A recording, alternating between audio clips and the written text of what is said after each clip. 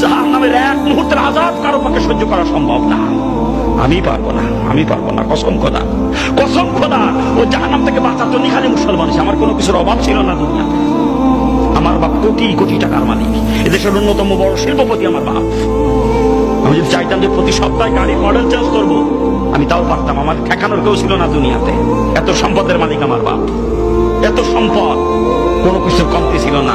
আমি ছাত্রলীগের জেলা সেক্রেটারি ছিলাম, ছাত্রলীগের মাগুরা গভর্নমেন্ট কলেজের বিপি ছিলাম, বর্তমান প্রধানমন্ত্রীর এক সময়কার ডান হাত ছিলাম বলতে গেলে। আমি শেখর, মাগুরা শেখর, মাসাদ মুক্তারের ছেলে, প্রধানমন্ত্রীর এপিএস, শোনেন নাম শোনেন না?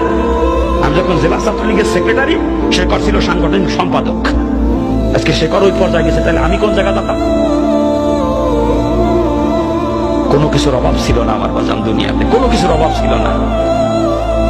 কত দাপটওয়ালা মানুষ ছিলাম, কত দাপট ছিল, কিন্তু আল্লাহ পাক হেদায়েত দেবে, তাই এটা আল্লাহর মনসা। হেদায়েত কসম খোদার আল্লাহর হাতে হেদায়েত, কসম খোদা। যদি অন্য কারো হাতে হেদায়েত থাকতো, যত বড় বুজুর্গ হোক না কেন, আমার মতো বদমাইশের কাছে জীবনে হেদায়েতের বাণী নিয়ে যাইতো না কেউ। এত বড় কাট্টা বদমাইশ ছিলাম আমি, জানেন আপনারা? পিস্তল দিয়ে দুই পকেটে নিয়ে ঘুরতাম সবসময় আমি। 8জন 10জন বডিগার্ড থাকতো আমার সাথে, 8-10জন বডিগার্ড। মানুষ যদি খালি শুনেছে রানা মাস্তান আসতেছে, শোনেন নাই? নামটা শোনেন নাই? ডাকনাম ছিল রানা, মানুষ রানা মাস্তান পেয়ে চিনতো। যদি খালি শুনিতে রানা মাস্তান আসতেছে, কিরা কোন দিক সরে দাঁড়াবে, রাস্তা সাইডে দিশে পাইতো না। এমনি রাস্তা পরিষ্কার হয়ে যেত, এমনি। এত বড় দাপট নিয়ে চলতাম, এত দাপট নিয়ে। যত বড় আলেম হোক, যত বড় পীর সাহেব হোক, আমার মতো বদমাইশের কাছে কেউ হেদায়েতের বাণী নিয়ে যাইতো না। আমি জীবনেও হেদায়েত পাইতাম না যদি আল্লাহর হাতে হেদায়েত না থাকতো। আল্লাহ কুদরতি হাতে আমার মতো কাট্টা বদমাইশকে আল্লাহ পাক জাহান্নাম থেকে বাঁচাইছে।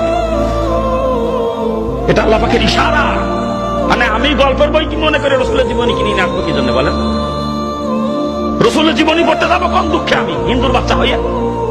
কিন্তু গল্পের বই মনে করে কিনে নিয়ে আসছিলাম রসুলের জীবনী, গল্পের বই। আগে থেকে গল্পের বই পড়ার নেশা ছিল, গল্পের বই পড়ার।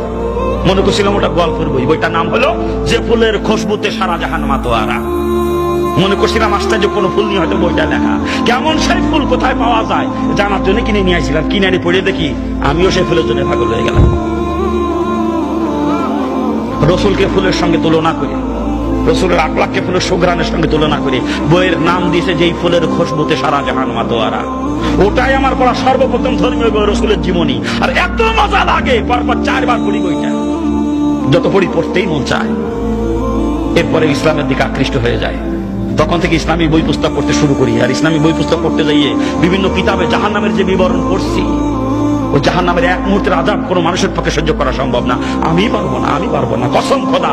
ওই জাহান্নাম থেকে বাঁচার জন্যই খালি মুসলমান হয়েছি, কসম খোদা।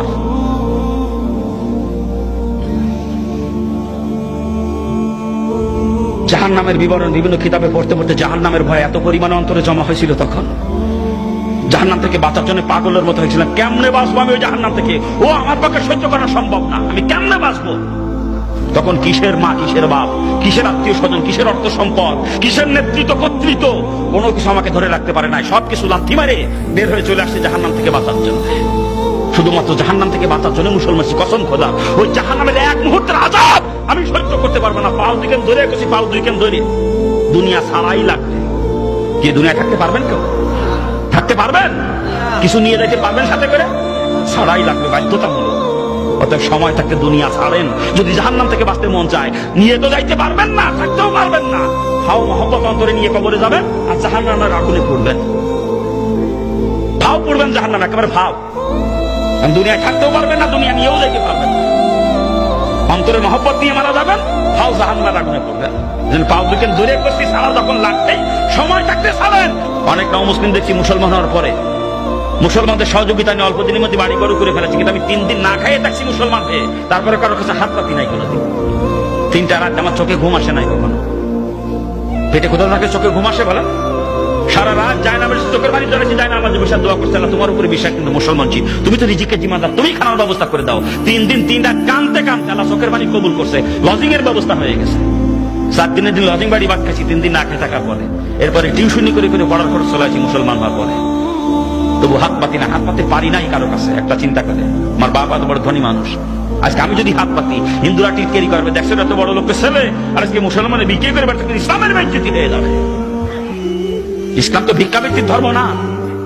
যে ইসলামের জন্য বাপ সারছি, মা সারছি, আত্মীয় স্বজন ত্যাগ করছি, বাপের কোটি কোটি টাকা সম্পদ ত্যাগ করেছি, আবার আমার কারণে ইসলামের বেইজ্জত অসম্ভব, আমি না খেয়ে মরে যাবো, তবুও হাত পেতে কখনো ইসলামকে কলঙ্কিত করব না। দোয়া করেন আল্লাহ যেন কোনোদিন কারো মুখাপেক্ষি আমাকে না করে। কি করবেন না দোয়া? কি করবেন না?